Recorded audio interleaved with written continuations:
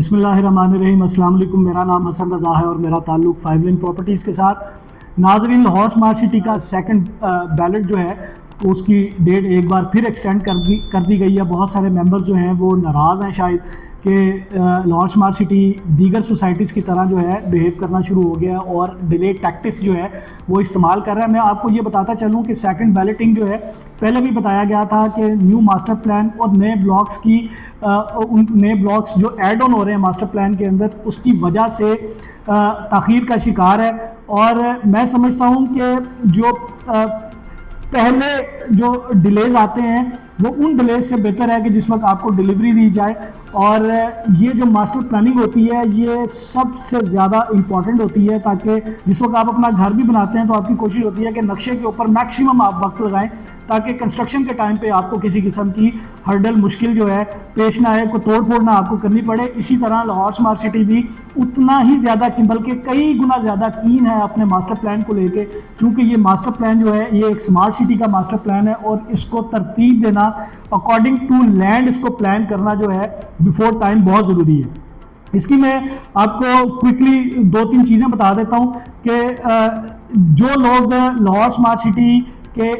Second balloting के अंदर रह गए थे उनके लिए एक गोल्डन अपॉर्चुनिटी है कि ताख़ीर की वजह से लाहौर स्मार्ट सिटी ने, मुझे ऐसा लगता है कि शायद ब्लॉक्स के साइज भी थोड़े से बढ़ रहे हैं, जिसकी वजह से एक्नॉलेजमेंट रिसीट जो है वो दोबारा इशू करने का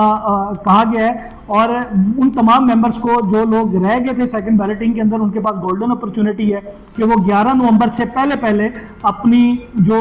पेमेंट है, यानी कि अगर आप जनरल बैलेट के अंदर आना चाहते हैं तो आप 60% की अदायगी करेंगे, और अगर आप सिलेक्शन ऑफ प्लॉट के अंदर आना चाहते हैं तो 75% तक अदायगी करके आप उसका पार्ट बन सकते हैं। लेकिन याद रहे कि ये गुंजाइश जो इन ब्लॉक्स के अंदर है वो लिमिटेड है, तो first come first serve basis के ऊपर जो है आपको एक्नॉलेजमेंट रिसीट जो है वो इशू की जाएंगी। इसके साथ साथ जो 2.66 मरला और 6 मरला कमर्शियल है, ये अगेन एक गोल्डन चांस है। कुछ माह पहले लोगों के पास अपॉर्चुनिटी दी गई थी कि वो 50% डाउन पेमेंट दे के ऑन ग्राउंड ओवरसीज 1 और एग्जेक्टिव 1 के अंदर जो है वो ऑन मैप आके अपने प्लॉट की सिलेक्शन कर सकते हैं। लेकिन अब आप सिर्फ 30% की अदायगी से ओवरसीज 1 और एग्जेक्टिव 1 के अंदर अपने प्लॉट की सिलेक्शन कर सकते हैं। इसके साथ साथ अगर आप सेकंड बैलेटिंग के अंदर आना चाहते हैं 2.5 और 6 मरला के लिए, तो आप 25% की अदायगी करके राइट ऑफ सिलेक्शन की एक्नॉलेजमेंट स्लिप जो है वो हासिल कर सकते हैं। देखें कितने प्यारे और वेरी फ्लेक्सिबल जो है पॉलिसीज़ हैं कि आपके पास अगर पेमेंट ज़्यादा नहीं थी तो उन्होंने कम पेमेंट का आपको बता के आप उस बैलेटिंग का जो है वो हिस्सा बन सकते हैं। इसके साथ साथ जो 3.5 मरला रेजिडेंशियल ब्लॉक है, जो हार्मोनी ब्लॉक का कटिंग है, उसके अंदर भी आपको 11 नवंबर तक की तौसीह दे दी गई है, जबकि 28 अक्टूबर उसकी लास्ट डेट थी। उसको भी सेकंड बैलेटिंग का पार्ट बनाया जा रहा है। तो 11 नवंबर जो है आपके पास डेट है कि 11 नवंबर से पहले आप 3.5 मरला की भी जो है पेमेंट जमा करवा के या प्लॉट खरीद के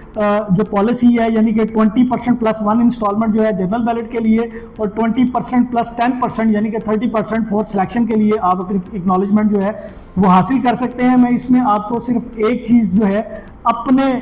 तजर्बे के हिसाब से आपको बता दूं कि जिस तरह की कंट्री वाइड सिचुएशन है, जो पॉलिटिकल अनस्टेबिलिटी है, जो इकोनॉमी की सिचुएशन है, उसको देखते हुए भी अगर ये 27 अक्टूबर को आप सिलेक्शन कर लेते, ख़ासतौर पे उन लोगों के लिए ये मैसेज है जो लोग बातें कर रहे हैं, ये जनरल बैलेटिंग नहीं थी, ये सिलेक्शन की आपको ऑप्शन दी जा रही थी। बैलेटिंग तो मे भी दिसंबर या जनवरी फरवरी में होनी थी। जो जर्नल जिन लोगों के पास ऑप्शन थी, जिन्होंने सिलेक्शन करनी थी, उनको 27 तारीख दी गई थी। और ये गोल्डन अपॉर्चुनिटी है कि ये जो हालात इस वक्त चल रहे हैं, अच्छी बात है। मैं समझता हूँ कि इसको थोड़ा सा डिले किया गया है ताकि कंट्री के अंदर थोड़ी सी सिचुएशन बेहतर हो। आप इस वक्त जो ओवरसीज 1 एग्जेक्टिव 1 के अंदर जिन लोगों के बैलेटेड प्लॉट है उनसे पूछें कि जिस वक्त ये बैलेट हुआ था उस वक्त हालात कतरे बेहतर थे, और जो शुरू में निकल के बेच के उन्होंने बहुत अच्छे प्रॉफिट गेन किए, लेकिन जो अभी हैं उनको चूंकि उन्होंने बैलेटेड प्लॉट्स के ऊपर जिस लेवल के प्रॉफिट्स देखे हुए हैं उनका बेचने का दिल नहीं करता। मैं भी अपने क्लाइंट्स को मशवरा ये देता हूं कि आप अपनी इन्वेंट्री जो आपके प्लॉट्स हैं उनको आप होल्ड करें, ताकि जिस वक्त सिचुएशन बेहतर होगी आपको किसी किस्म की शर्मिंदगी ना हो और आप अच्छे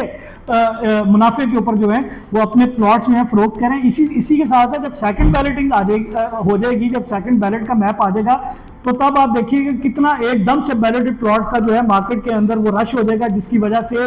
डिमांड ना होने की वजह से हो सकता है कि दोनों बैलेटेड जो सेक्टर्स हैं इनके ऊपर बहुत नेगेटिव इम्पैक्ट आ सकता है। मैं समझता हूं कि ताख़ीर अगर हुई है तो ये बहुत अच्छी बात है और आपको जो है इस डिसीजन को रिस्पेक्ट करनी चाहिए, क्योंकि लाहौर स्मार्ट सिटी की मैनेजमेंट हमेशा आपके लिए जो है इसी तरह की पॉलिसीज़ मेक करते हैं जिससे उनके मेंबर्स को, उनके इन्वेस्टर को ज़्यादा से ज़्यादा फ़ायदा हासिल हो सके। अगर आपको किसी किस्म की इन्फॉर्मेशन चाहिए तो स्क्रीन पे मेरे नंबर दर्ज है, आप मेरे साथ रब्ता कर सकते हैं। मेरा नाम हसन रज़ा है और मेरा ताल्लुक़ 5 लेन प्रॉपर्टीज़ के साथ।